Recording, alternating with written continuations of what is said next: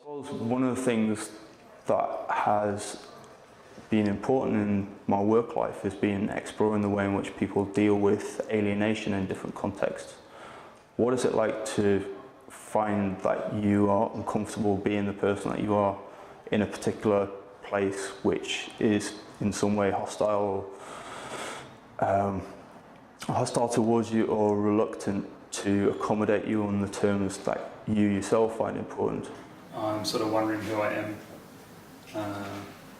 Am I Aboriginal? Am I Scottish? Or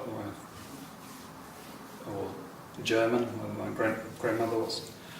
I'm from a small town in Queensland in Australia called Tara. It had 1,200 people. My Aboriginal family and another Aboriginal family on the other side of town. I'm just sort of always thinking about where I am in the society, and I've always sort of, growing up, I sort of always didn't want to be a part of it. I didn't socialise much because I didn't want to, and because I couldn't anyway. I wasn't allowed to in that small town. Australia's a very racist place. So, everyone told me I was an abo, that was a racial slur, or other ones, like similar ones. So they're always telling me that growing up. And where you sat on the hierarchy of, where your place was it was different when I moved to Brisbane. It's like 2 million people. So I found a different relationship with people there. Because there's a lot more cultures, and it's not just white male hetero Christians, which is the dominant thing. Yeah. One of the things about this project was that you had two communities which in various different respects have found themselves feeling comfortable about the way that they are in various different contexts. I thought that maybe by having some dialogue between the two, they would be able to present a view of themselves that was coherent in ways that they may not be able to do within contexts closer to home. Sometimes I'm too black for white people, or I'm not black enough for some black people even, or then they question your authenticity. Are you really an Aboriginal? Or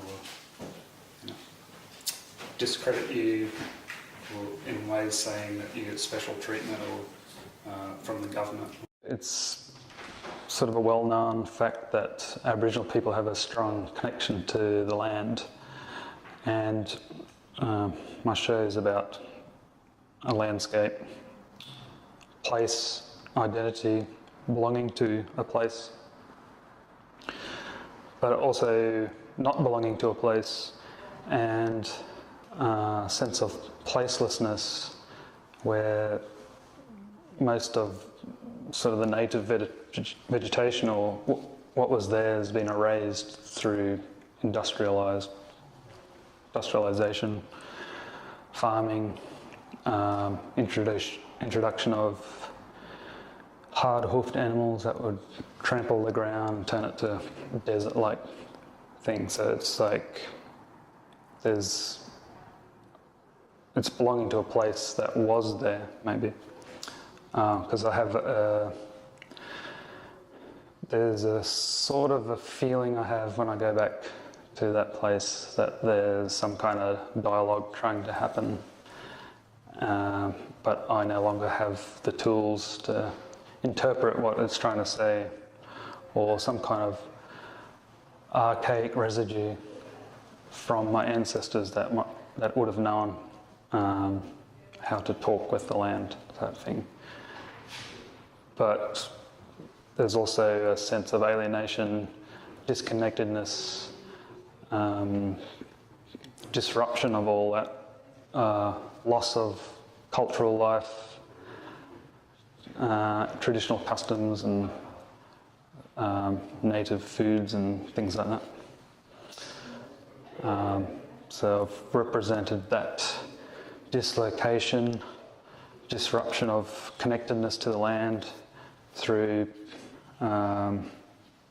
representing the landscape.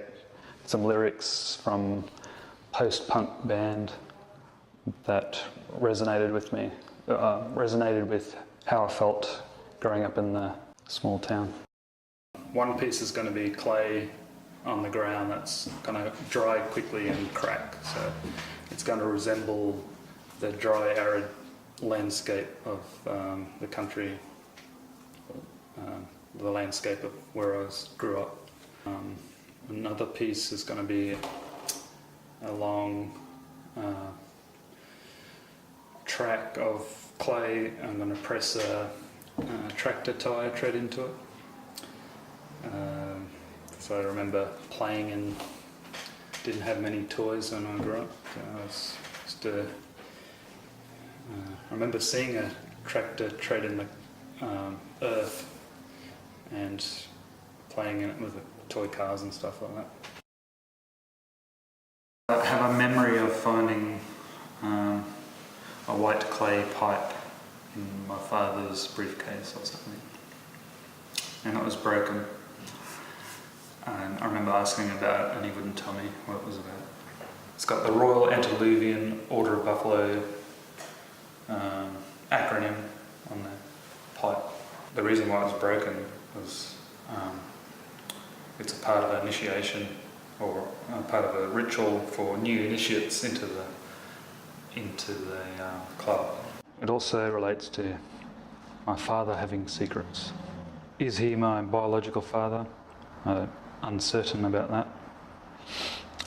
That's why the clay perfume's called Uncertainty. So I'm going to break it now so it resembles my memory of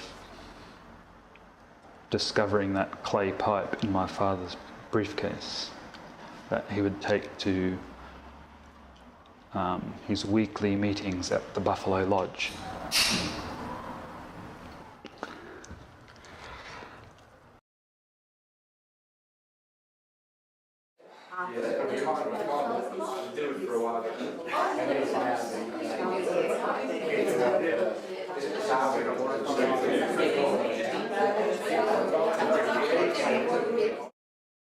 There were rumours about the presence of some swarthy, mystic, art-obsessed bloke called Archie Moore being here. But I can't see him. I can't see anyone here. This is just an empty bit of scrubland, useless bit of scrubland, ripe to be used for more fertile purposes. So today, we're going to replace this useless piece of land with something for the betterment of humanity, an art gallery. The Australian continent had been engineered by Aboriginal people. When Europeans arrived, they saw just a wilderness and argued that the colonisation of Australia was justified by virtue of the absence of any meaningful human settlement. That's the concept of terra nullius. The consequence was the destruction of the land in places like Tara.